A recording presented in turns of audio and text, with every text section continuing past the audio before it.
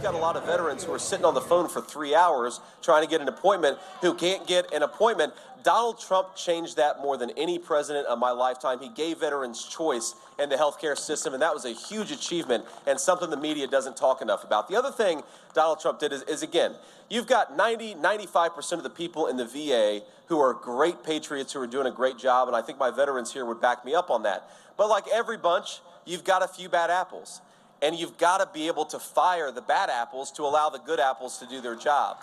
And what Donald Trump did is engaged in some real bureaucracy reform that made it possible for us to fire the small number of bad VA employees so that the good VA employees could be empowered to take care of our veterans. That's exactly how it should work, and Donald Trump deserves a lot of credit for that. We're going to go back to that, because I will say, did a veterans event in Pennsylvania just a couple of days ago, and the biggest complaint I heard from those veterans was that under Kamala Harris's policies, a lot of that pro-veteran, pro-choice reform had disappeared over the last couple of years. Let's bring it back, give veterans more choice, shorten those wait times, and actually keep our promise to our veterans as we must.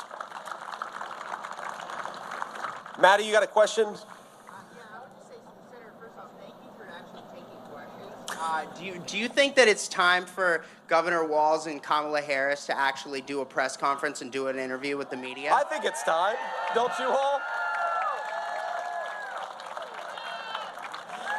Look, it is such a cool thing to be able to run as Donald Trump's running mate and to be able to ask these wonderful people to be their Vice President of the United States. It's an amazing honor.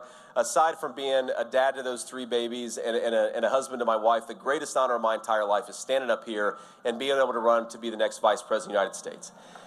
But it is an awesome thing. It's not just a cool thing. It's not just a wonderful thing, though it is. I am asking you all for something that is quite profound.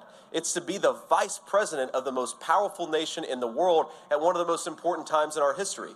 If you want to get that kind of job, and you're asking the American people to give you that kind of job, I think you ought to interview for that job, right?